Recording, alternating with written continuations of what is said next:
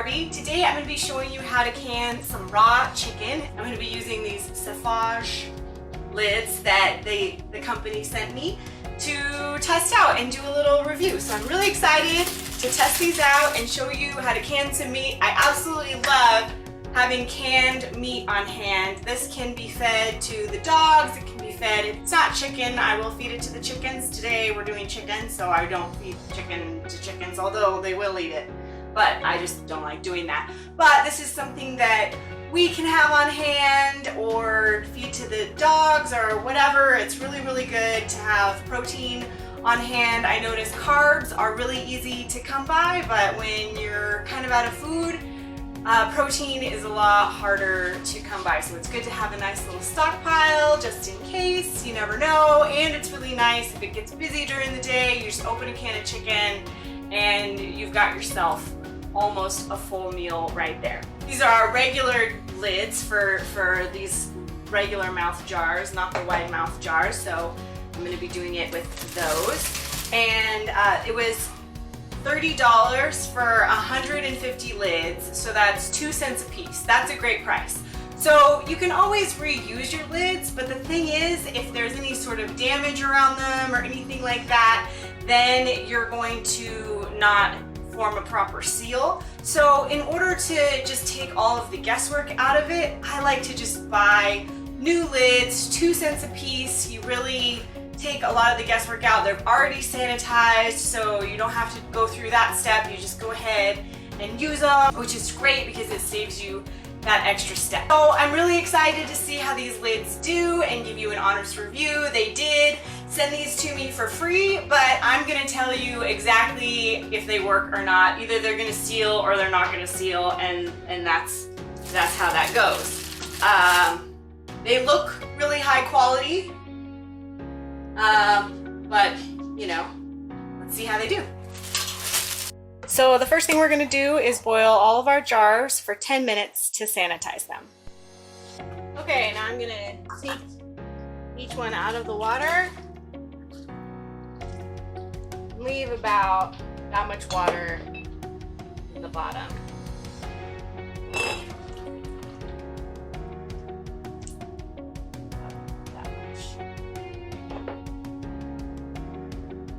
Okay, so I got all of the chicken into the jars. You can use this handy dandy little funnel if you, depending on what you're putting in there, it might be easier to get that in, or maybe not. It depends. Next, I'm going to take a paper towel or a cloth, it's fine too, and I'm going to use some white distilled vinegar, and I'm just going to wipe the rim. Get all the bacteria off.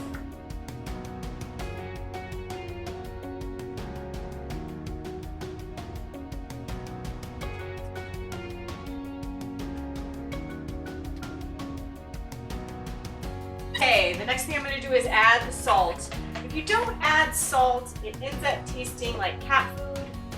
I don't know why, but I just always add some salt. You want to add about a teaspoon per quart jar.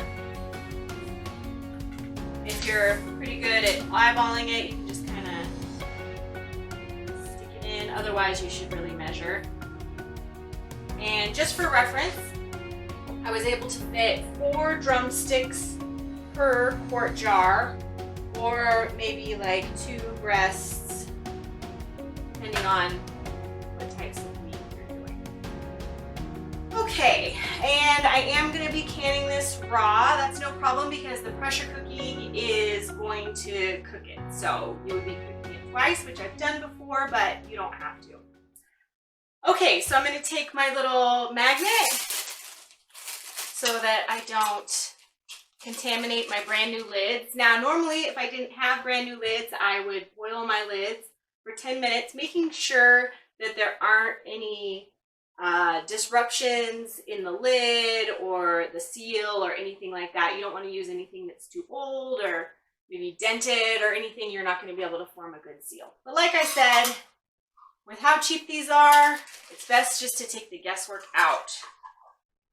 So I don't have to sanitize, I don't have to worry about it. And with this cool little magnet, I don't have to touch them at all. If you don't have one of these, you can just touch the outside like this. But this is a sanitary thing, and this is all sanitary too. So you really don't want to be touching, getting your, and it's not just about, I've seen people who touch it then like wipe it off. It's not about germs. So you could use some rubbing alcohol or something, but just like wiping it on your shirt or your apron isn't gonna. I also sterilize my lids by boiling them for 10 minutes. So at this point, I'm just gonna put a lid on each one. Make sure that each one has enough water. Make sure that it has enough space. You want it to have about 1 inch of head space, because what's gonna happen is it's going to heat up in there and all of the air is gonna expand and it's gonna force it out. Now it's not gonna be able to fly off because of this top here, but the air is going to be forced out. The same thing is happening with the pressure cooker. As the air builds up, this little top here pops up. It's letting pressure off and it's forcing the air out, which forces the air out of this.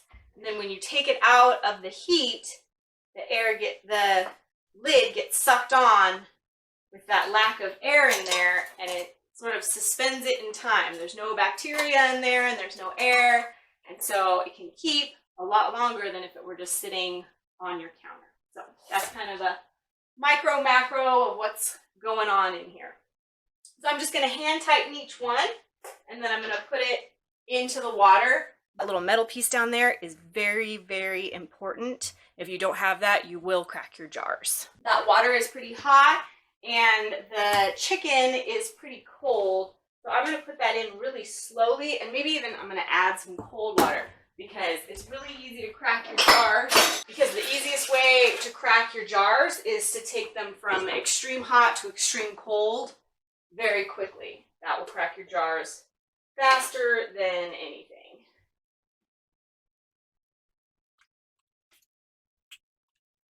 So just hand tightened on the lids here. You don't want it any tighter than that. Okay, so I'm going to make sure that it's just over the jars. The water needs to be just over the jars. I'm going to make sure that the lid, see this little marker right there, with the marker right there. You're going to line those up. Okay, and then I'm going to put the lid on and slide it to lock it in.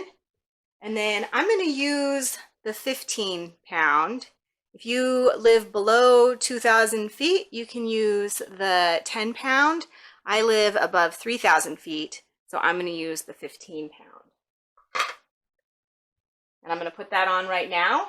And then when it starts tinkling, after the air has come off for a while, it's going to go. We're going to come back when that happens, and we're going to start the timer. Okay, this is the noise that we were looking for, and then you start the timer for 1.5 hours or 90 minutes. So we're just going to let this do that. You want to keep the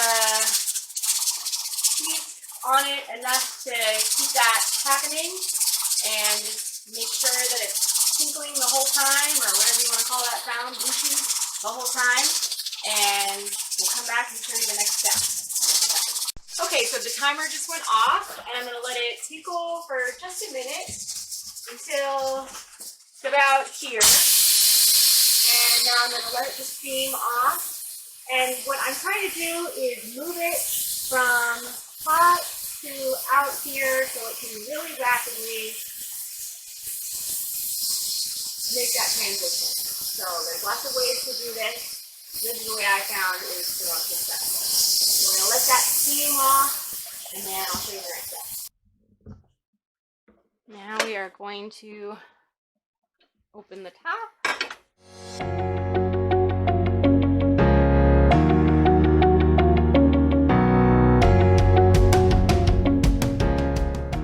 We're going to let it sit here for 12 to 24 hours, and we're gonna check them, make sure that they all canned properly. So don't touch right now because it's really, really, really hot and it needs to just sort of sit and do its thing.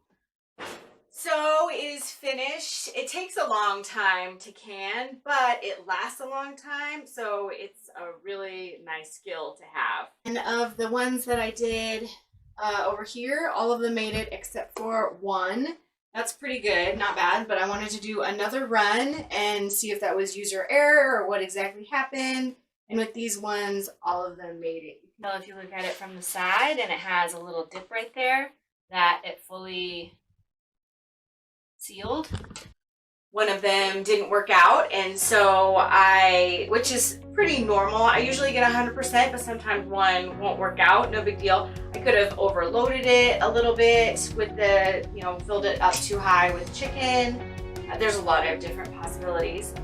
So I did a second run just to make sure, and this one I got 100%. So I'm happy with that. I'm pretty happy with these lids. They look good to me, and time will tell if they're gonna stand up to the test of time. It should last a year or two. I've heard of people discovering them after 10 or even like 20 years, that if they're kept in a cool, dark place, they're totally fine. I would say 2 years is probably good. You want to rotate it out periodically anyways, use up your stockpile, restockpile.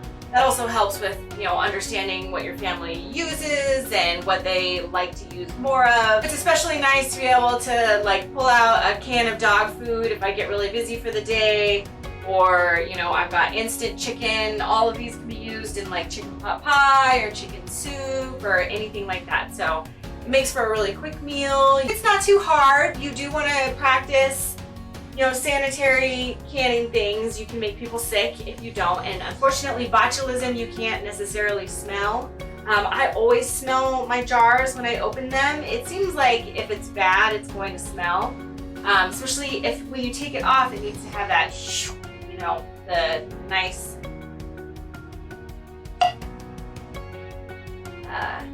sound. If you don't hear the sound, it's not hard to get off. Definitely don't. So in general, I'm really happy with these lids, and I would definitely buy them again, of course, assuming that they stand the test of time. So this is a great skill to have, and I hope you learned a lot. I did too. Thanks for showing up today and watching, and like, share, and subscribe.